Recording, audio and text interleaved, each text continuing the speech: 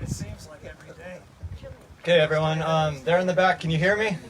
All right, thank you. All right, I believe we are live streaming this and recording it, so those that can't make it today, we want to share this news far and wide. We're really excited about this project. So with that said, good afternoon, everyone. My name is Commander Todd Wimmer. I'm the Training Center Petaluma's engineering officer, and I'm pleased to welcome you all to our renewable energy microgrid groundbreaking ceremony. I'd first like to start by introducing our distinguished guest. We have Representative Jared Huffman, U.S. Representative for the 2nd District of California.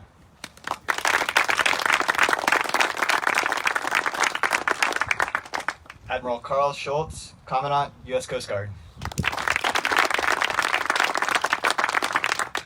Mayor Teresa Barrett, Mayor of Petaluma. Master Chief Jason Vanderheyden, 13th Master Chief Petty Officer of the United States Coast Guard. Rear Admiral Peter Gautier, Deputy Pacific Area Commander. And Rear Admiral Corolla List, Coast Guard Assistant Commandant for Engineering Logistics. And U.S. Coast Guard Retired Vice Admiral Jody Breckenridge. We'd also like to extend a warm welcome to the active duty members, civilians, and senior enlisted members in attendance today.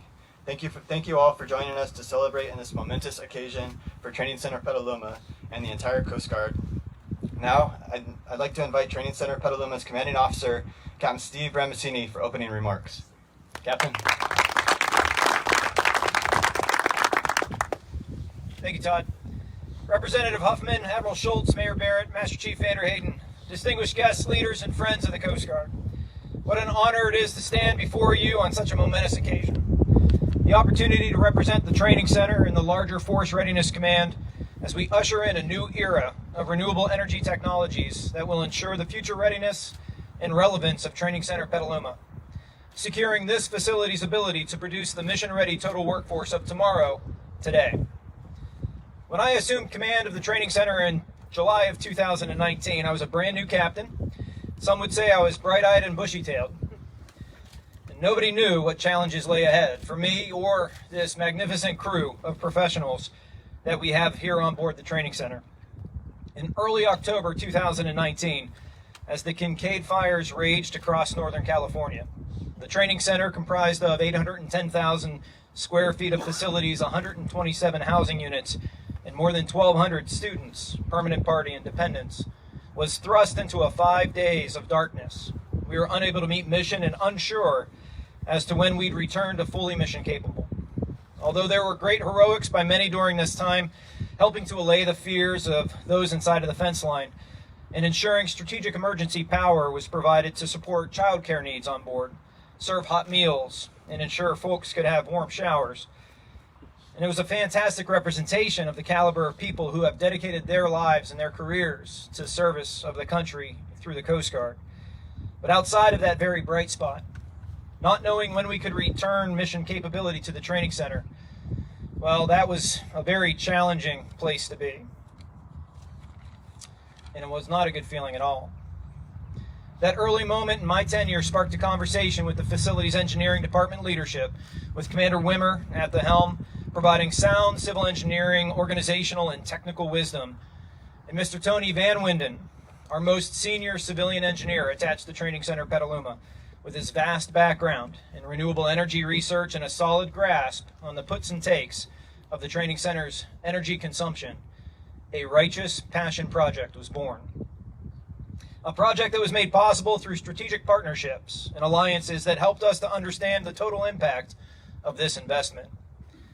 As the diverse team of partners swiftly navigated uncharted waters, arriving at critical decision points and taking measured risks to move this project forward, these partnerships blossomed into an actionable idea, resulting in a $48 million energy performance savings contract award in a mere 9 months, which is simply epic.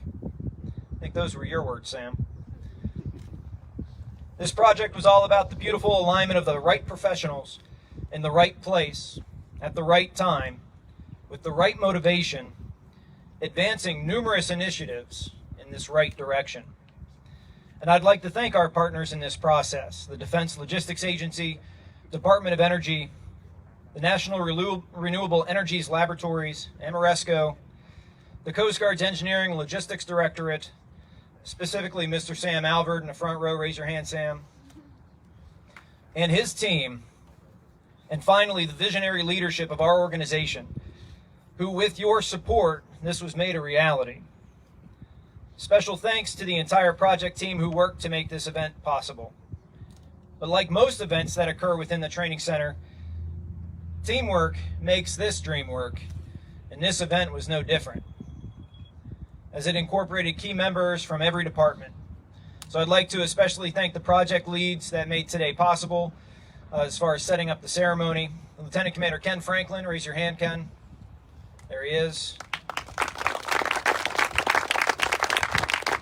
And Mr. Adam Jamie, the Command Planning Specialist. Adam.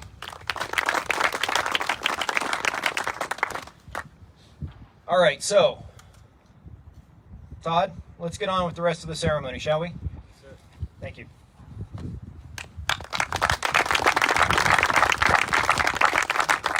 Thank you, Captain. I'd like to take a quick moment here. So, the planning and design efforts that go into a project of this magnitude and on this timeline are enormous. They don't happen without a motivated, capable team like the partnered team that we've called out before you. It's amazing to think that we stood here a little over 2 years ago in the throes of an all-hands-on-deck emergency response to historic wildfires and a debilitating loss of power, an extended loss of power, no less. In 9 short months, our extended team of Coast Guard engineers, support professionals, interagency, and national lab partners, and the dedicated professionals at Ameresco went from a project proposal to award of an unprecedented 5 megawatt clean energy solar battery microgrid concept. The team moved with noted urgency, enthusiasm, and a near breakneck speed, as oftenly and lovingly joked about by the group and the team. I look forward to breaking ground here today, given the challenges we laid before ourselves with what seems now a short 2 years ago. As we like to say, show up every day to help and support others. This is why we do what we do. I'll simply say I'm excited to be at this place, at this time, with the capable professionals that I stand beside in this effort. Thank you.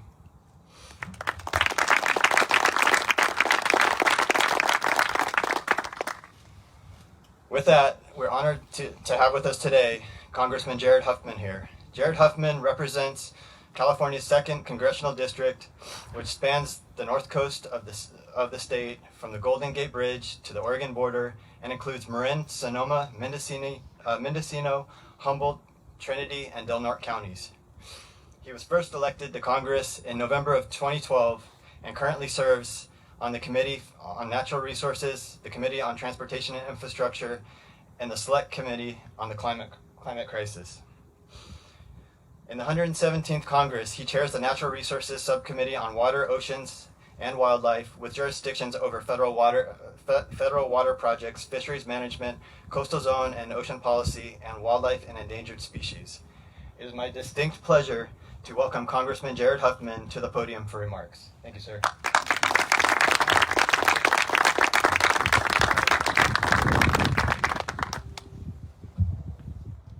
Thank you for that introduction, and good afternoon, everyone, Captain, Admiral, Mayor, other distinguished guests. It's a real honor for me to be here with all of you. You just heard a little bit about my congressional district, from the Golden Gate Bridge to the Oregon border. That's a third of the coast of California. And when you represent a place like that, the Coast Guard is a really important part of it.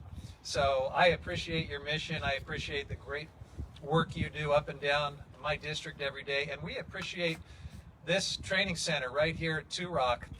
You know, there was a time, this is my 10th year serving in the Congress representing this area. There was a time when it seemed like every other year we were fighting just to hang on to this training center. The mayor knows this. And so when I see the top brass from Washington and others coming out to Turok to invest, to put down more roots here and do something that's really forward-looking, it speaks to the future of this place, which is bright, and that's a good thing, because we're really proud of what you do here. We want to hang on to this training center. We want to grow it and invest in it. So I'm always pleased to be part of that. But today, we're breaking ground, literally and figuratively, on a project that is especially exciting. And it's so great to see the inspiration and the energy in all of you, the technical team that's here that has worked so hard. Believe it or not, this is the third time I've had the chance to do a groundbreaking for a microgrid project. That's the kind of cool district I represent. But it's the first time I've done it at a Coast Guard facility, certainly. First time I've done it in the North Bay part of my district. But I'm familiar enough with what it takes to pull one of these renewably powered battery storage microgrid projects together to know that it's really challenging. It's technically complex. It takes the kind of team that you have assembled here. And I so appreciate the expertise and the dedication that all of you are bringing to this effort. It is exciting, and it's also, I think, necessary, because the Kincaid fire will not be the last time that we are confronted with a disaster, with the kind of disruption of services that we take for granted. And when we think about the climate crisis, which will be worsening, I, of course, am going to do everything I can to prevent the worst of the worst cases. But we are going to continue to see significant impacts from climate change. You all know that. And here in California, we're vulnerable in so many ways. Our consecutive terrible fire seasons have taught us that. So as we lean in on clean energy and decarbonization and the cutting edge of all of that, that's part of what this project represents, and that is something to take pride in. But we also need the resiliency of projects like this, because we will have disruptions again in the future. And when that happens, here at Turok, we'll be ready. We'll be really strong and resilient because of this project. So hats off to you on doing something new and important, certainly here locally and for this region. People will benefit well beyond the gates of this training center. But also something that I think could be a model for the Coast Guard in lots of other places. That's part of what is so exciting about this project to me. So thank you for your leadership and your vision. Looking forward to breaking ground, and I just can't wait to see this take shape and to come back when we actually flip a switch or something and get it going. Thanks for including me.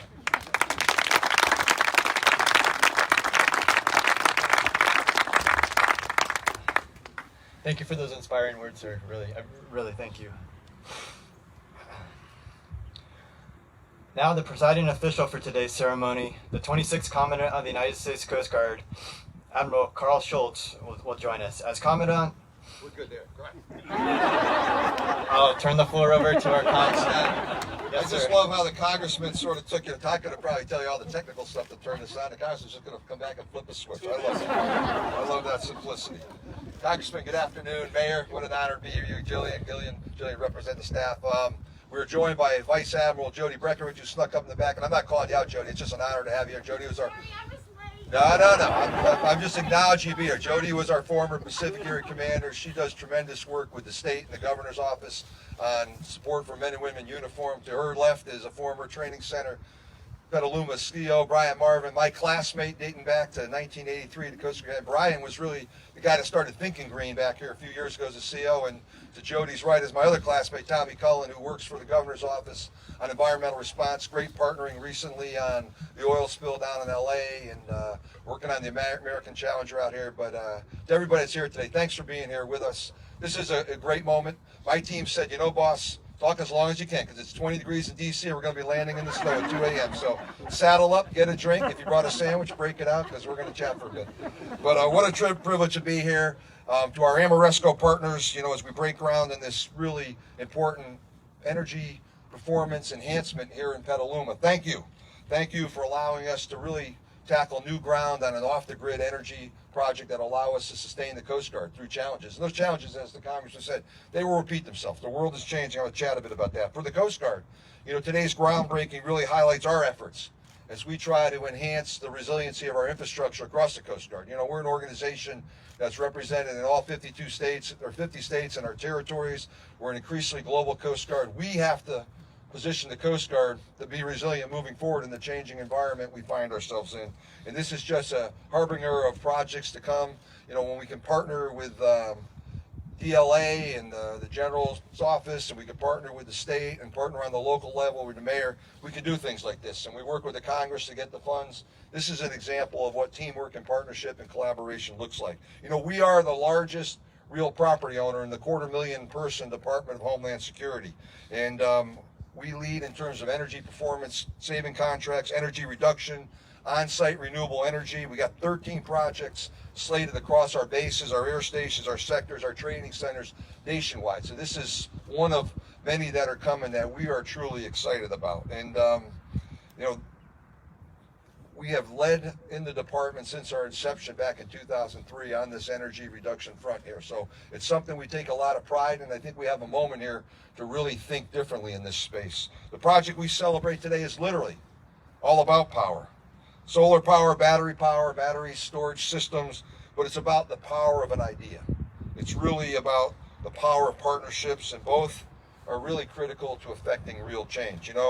The brain children of this, one of them is to my right. I was going to call you out, Todd, but you're the MC today. Todd Wimmer and his team, Mr. Tony Van Widden, they were really the folks that brought the power of an idea forward here, and why we're going to put some shovels in the ground today, or whatever the ceremony aspect of that is. Todd, I want to thank you for the vision, and we'll come flip that switch, or we'll crank up some big machine, whatever we got to do, we'll make it happen. Many in this audience know, back in 2019, this reservation lost power for 5 days during the Kincaid fires, and we realized, 127 families call this home. Many people call this their workplace. This place, on a typical day, 1,200 folks are on board. When I talked a bit to the crew at an all hands today, and Simon Sinek talks about the why of an organization. The why of this is much more impactful than the why of any one Coast Guard unit. This training center impacts every Coast Guard unit. We have 8 different apprentice level training schools, 34 Seek School courses come through every day. So this is a critically important place. We can't shut the place down for 5 days and run the United States Coast Guard and ask the men and women to do the things they do for this great nation each and every day. As we sort of think back, when the power goes off the grid here, goes down, we go out of service. And that is an untenable situation for our United States Coast Guard. Todd and Mr. Van Widden, they recognized that power was an Achilles heel here, and hence the brainstorm. We've got an existing 1 megawatt solar array. At the end of the day, the additional 5 megawatts are going to be intertwined. We can bring 6 megawatts to bear. We can sustain our operations for 10 days if we sort of lean in on that and understand it's a challenge of longer duration with some choices and some ability to throttle up and throttle down systems. We can probably do that for multiple weeks on end. So this will allow the base to support our own folks, to allow the base to potentially support community needs that allow us to get after regional tough problem sets. And for that, I'm really excited. How about a round of applause just for Todd and his team?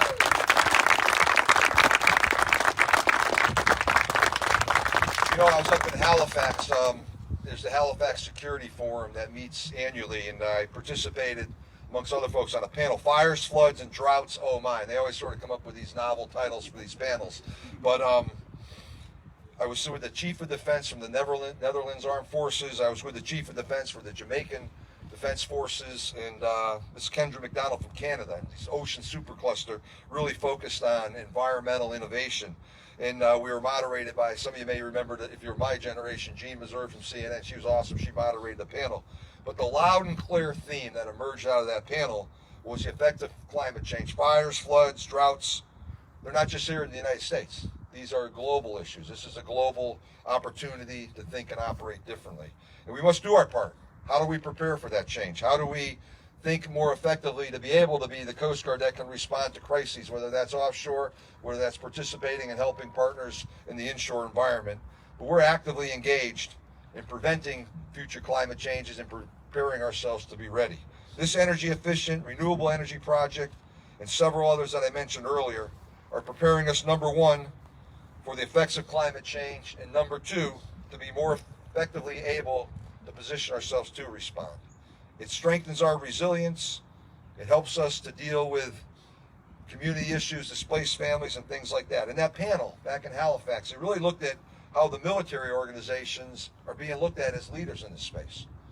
You know, the military has a certain propensity, the ability to act and act with dispatch and act pretty quick on problems. Sometimes, you know, we're on the leading edge of demonstrating change. Not always the case, but sometimes.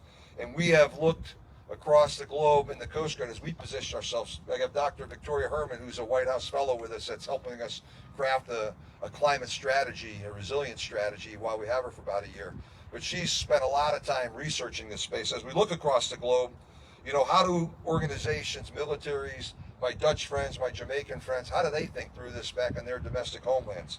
And it's not something new for us, but it's a new line of thinking for us. Clearly, climate change has and will have significant impacts on the Coast Guard.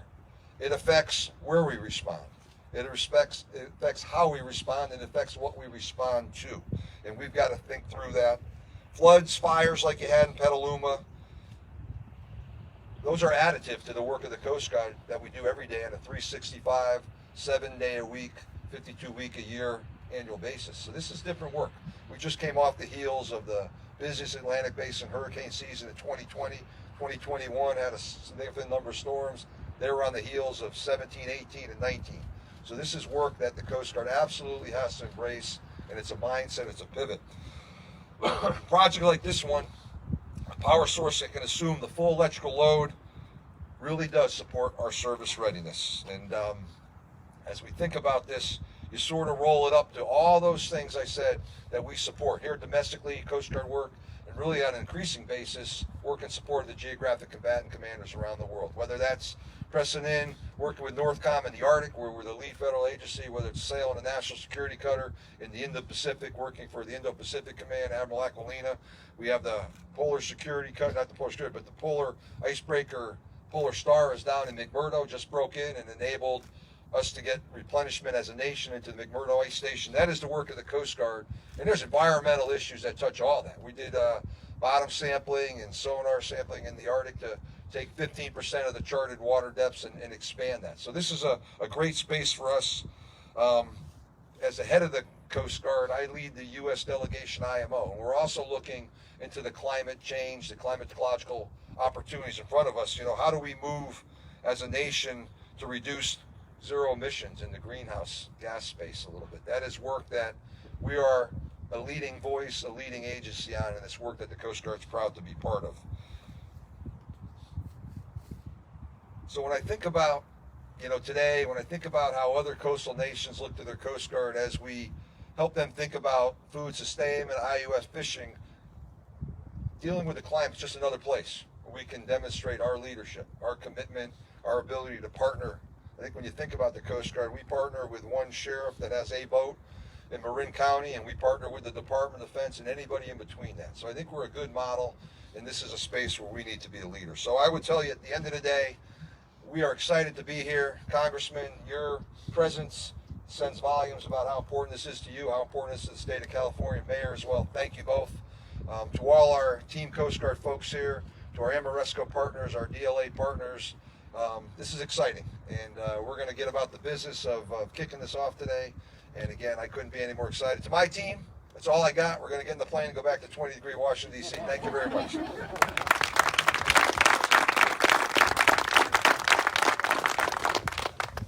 Thank you, Admiral. To follow your lead, can we get to it? Let's break some ground. Our distinguished guests, can I invite you to join us for our groundbreaking?